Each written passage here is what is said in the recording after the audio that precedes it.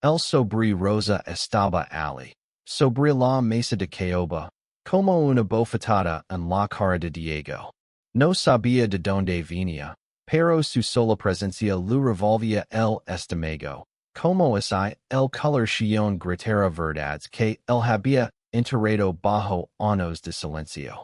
En la oficina de su empresa en Sevilla, donde las paredes olían a poder y café rancio, ese sobre era una animalia que amenazaba con romperlo todo. Diego, de 35 años, era un hombre de números, de orden, de trajes planchados y agendas meticulosas. Había construido su vida como un castillo de naipes, frágil, pero perfecto en apariencia. Como director financiero de una de las mayores fundaciones culturales de Andalucía, su mundo era una danza de contratos, donations y eventos benéficos. Pero ese sobre, con su tinta brillante y su sello torcido, no encajaba. Lo había encontrado esa mañana, al llegar a su despacho, y desde entonces no podía concentrarse. ¿Quién lo había dejado? ¿Por qué? Se levantó de su silla y cerró la puerta con llave. La oficina, con sus vistas al Guadalquivir, era su refugio, pero hoy ese, sencha como una jaula. Tomó el sobre con dos dedos, como si fuera venenoso, y lo abrió con un corte limpio. Dentro, una invitación, gala arcoiris, celebración del orgullo y la diversidad. Sevilla, 20 de junio. Su presencia es vital. La palabra diversidad lo apretó el pecho. No era solo una palabra. Era un espejo que reflejaba todo lo que él había negado desde los 15 años, cuando aprendió a odiarse en silencio bajo las miradas de su padre. Diego arrojó la invitación a la papelera y se sentó, con las manos temblando. Pero el sobre rosa seguía ali. En la mesa, como si burlara de él. No sabía que, sin caer, su propia fundación había donado miles de euros a esa gala. No sabía que, en algún lugar de Sevilla, un hombre llamado Álvaro estaba planeando esa noche con la pasión de quien vive sin cadenas. Y mucho menos sabía que sus caminos estaban a punto de colisionar. Álvaro, de 32 años, era todo lo que Diego no se permitía ser. Artista callejero, activista, un alma libre que pintaba murales en los callejones de Triana y organizaba eventos para la comunidad LGBT de Sevilla. Su risa llenaba los espacios, y sus ojos, de un castano cálido, parecían siempre buscar algo más allá del horizonte. Álvaro había crecido en un barrio obrero, donde las banderas arcoíris eran raras, pero él las había hecho suyas. La gala arcoíris era su proyecto, su manera de gritarle al mundo que el amor no debía esconderse. Y cuando descubrió que la Fundación Cultural Guadalquivir, dirigida por un tal Diego Salazar, había financiado el evento, sintió una chispa de curiosidad. ¿Quién era ese hombre que, sin saberlo, estaba sosteniendo su bandera? Y esa noche, Diego no durmió. El sobre rosa lo perseguía en sus sueños, mezclado con recuerdos de su adolescencia. Las burlas en el colegio, las noches llorando en su habitación, la voz de su padre diciendo los hombres no sienten eso. Se levantó al amanecer, con el sudor pegado a la piel, y decidió que no iría a la gala. No podía, pero algo en su interior, una grita diminuta, le susurraba que tal vez, solo tal vez, estaba cansado de ir. La plaza de la Alfalfa estaba viva esa noche, con luces colgando como estrellas y música que vibraba en las piedras del suelo. Álvaro estaba en el centro, con una camiseta arcoiris y un megafono, animando a la multitud. Esta es nuestra noche, Sevilla, gritaba, y la gente respondía con aplausos y risas. Había organizado la gala arcoiris con misis de esfuerzo, pero valía la pena. Cada sonrisa, cada pareja que se tomaba de la mano sin miedo, era una victoria. Diego, contra todo pronóstico, estaba allí. No había planeado venir. Había jurado no hacerlo. Pero algo lo había arrastrado desde su apartamento, en el centro hasta esa plaza abarrotada. Se quedó en la sombra, cerca de un puesto de flores, con el corazón latiendo como si fuera a estallar. Observaba a Álvaro desde lejos, sin saber quién era, pero incapaz de apartar la mirada. Había algo en su forma de moverse, de hablar, de existir sin pedir permiso, que lo desarmaba. Álvaro notó a Diego. No fue difícil. Entre la multitud de rostros felices, el hombre de traje oscuro, con los puños apretados y la mirada perdida, destacaba como una nube en un cielo despejado. Álvaro se acercó, con la invitación rosa en la mano, y le sonrió. Eres Diego Salazar, ¿verdad? Gracias por lo que has hecho por nosotros. Diego se congeló. No entendía cómo ese desconocido sabía su nombre, y por qué le hablaba con tanta familiaridad. No sé de qué hablas, murmuró, dando un paso atrás. Álvaro Río, sin malicia, tu fundación. Sin tu dinero, esto no estaría pasando. Diego sintió que el suelo se abría bajo sus pies. ¿Su fundación? ¿Cómo? Recuerdo vagamente haber firmado un cheque para un evento cultural meses atrás, sin leer los detalles. Nunca imagino que era esto. Antes de que pudiera responder, Álvaro le tendió la mano. Ven, Anit. No muerd. Diego no tomó la mano, pero algo en la voz de Álvaro lo hizo cuidarse. Esa noche, mientras la plaza se llenaba de colores y risas, Diego sintió algo que no había sentido en años, una chispa de posibilidad. Pero también miedo. Porque aceptar esa chispa significaba enfrentar todo lo que había enterrado. Y no estaba seguro de estar listo. Los días siguientes fueron un turbulent para Diego. Intentó volver a su rutina, reuniones, informes, cafés fríos. Pero la imagen de Álvaro, con su camiseta arcoiris y su sonrisa descarada, se le había grabado en la mente. Y lo peor, no podía dejar de pensar en la gala arcoiris. Había revisado los registros de la fundación y, efectivamente, allí estaba la donación. 50,000 euros para un evento que él, en su ignorancia, había aprobado sin mirar.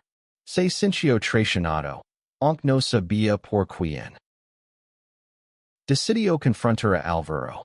Lo encontró en un café de Triana, pintando un mural en la pared trasera. Álvaro estaba cubierto de pintura, con el pelo revuelto y una energía que parecía inagotable. ¿Qué quieres de mí? Preguntó Diego, con un tono más duro de lo que pretendía. Álvaro dejó el pincel y lo miró, sin perder la calma. Nada. Solo quería dar las gracias. Y tal vez conocerte. La conversación fue tensa, pero Álvaro tenía una manera de desarmar a Diego con su sinceridad.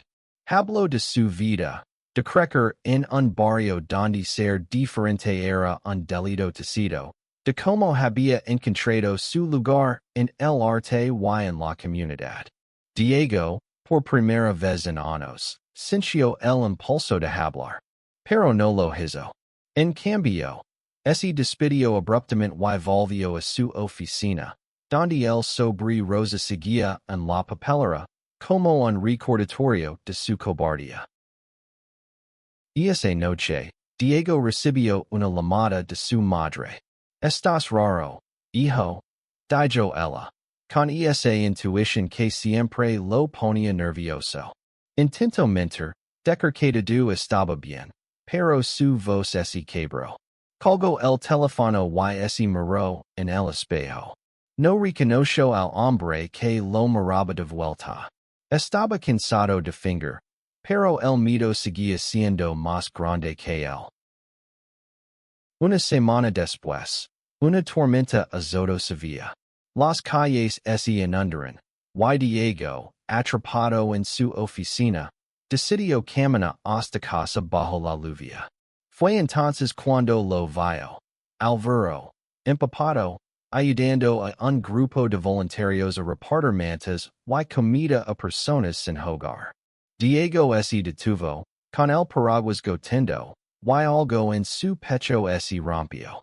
Álvaro no era solo un idealista. Era alguien que vivía sus creencias, sin importar el costo. Álvaro lo vio y lo llamó. Trajeto, ¿quieres ayudar? Diego no supo por qué, pero dejó el paraguas y se unió. Durante horas, trabajaron bajo la lluvia, y por primera vez en mucho tiempo, Diego sintió que estaba haciendo algo real. Entre risas y charlas, Álvaro le contó más sobre la gala arcoíris, sobre las historias de las personas que asisten, sobre el dolor y la alegría que convivían en cada bandera. Diego escuchó, y por un momento, dejó de luchar contra sí mismo. Cuando la lluvia amenó, Álvaro lo invitó a tomar un café. Sentados en un bar pequeño, con el olor a humedad y café llenando el aire, Diego finalmente habló. Habló de su infancia, de su padre, de los años de negación. Álvaro no lo interrumpió, solo escuchó, con una impaciencia que Diego no sabía que necesitaba. Cuando terminó, Álvaro le tomó la mano. No tienes que decidir quién eres hoy, pero no te escondas para siempre. Diego comenzó a pasar más tiempo con Álvaro. No era algo planeado, simplemente pasaba. Una tarde pintando murales, una noche en un bar escuchando flamenco, un paseo por el río. Cada momento con Álvaro era como abrir una ventana en una habitación cerrada durante años. Pero con cada paso hacia la libertad, el miedo de Diego crecía. ¿Qué diría su familia? ¿Sus colegas? ¿Perdería todo lo que había construido? Una noche, Álvaro lo invitó a su pequeño apartamento en Triana. Las paredes estaban cubiertas de lienzos, y en una esquina, una bandera arcoíris colgaba como un faro. Diego sintió que no pertenecía allí, pero Álvaro lo miró con una intensidad que lo ancló. No te estoy pidiendo que seas como yo, dijo Álvaro. Solo te pido que seas tú. Esa noche, por primera vez, Diego dijo que sus muros cayeron. No fue fácil, ni perfecto, pero fue real. Cuando Álvaro lo besó, Diego no se apartó. Fue como si, por un instante, el mundo dejara de juzgarlo. Pero a la mañana siguiente, el miedo volvió. Diego salió del apartamento antes de que Álvaro despertara, con el corazón dividido entre la libertad y la culpa. La gala arcoíris estaba a días de distancia, y Diego no podía evitarla. Su fundación era el patrocinador principal, y su presencia era esperada. Decidió asistir, pero solo como una obligación profesional. Sin embargo, cuando llegó a la plaza, decorada con luces y banderas, se sintió expuesto, como si todos pudieran ver sus secretos.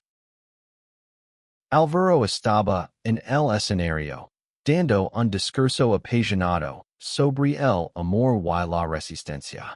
Diego lo observó desde la multitud, dividido entre el orgullo y el pánico. Pero entonces, alguien gritó su nombre. Era su primo, Javier, un hombre de ideas rígidas que trabajaba en la fundación. ¿Qué haces aquí, Diego? Esto no es para ti. Las palabras fueron como un puñetazo. Diego sintió que todos los ojos estaban sobre él, aunque no era cierto. Antes de que pudiera responder, Álvaro bajó del escenario y se plantó frente a Javier. Y es más de este lugar de lo que tú nunca serás, dijo, con una calma que escondía fuego. Javier se rió, pero Diego, por primera vez, no se quedó calado. Basta, dijo, con una voz que no reconoció como suya. No tienes derecho a juzgarme. La plaza se quedó en silencio por un instante. Y Diego sintió que el mundo entero pendía de un hilo. La gala terminó, pero para Diego, todo estaba empezando. Esa noche, habló con Álvaro hasta el amanecer. Habló de sus miedos, de sus esperanzas, de la vida que quería construir. Álvaro no le dio respuestas fáciles, pero le dio algo mejor, aceptación. No tienes que tenerlo todo resuelto, dijo. Solo sigo caminando. Diego no se convirtió en un activista de la noche a la mañana. No colgó banderas ni gritó su verdad al mundo. Pero dio pasos pequeños. Empezó a hablar con su madre, a enfrentar las miradas de sus colegas, a aceptar que el amor no era algo de lo que debía avergonzarse. La fundación siguió apoyando eventos como la gala arcoíris, pero esta vez, Diego lo hizo con los ojos abiertos.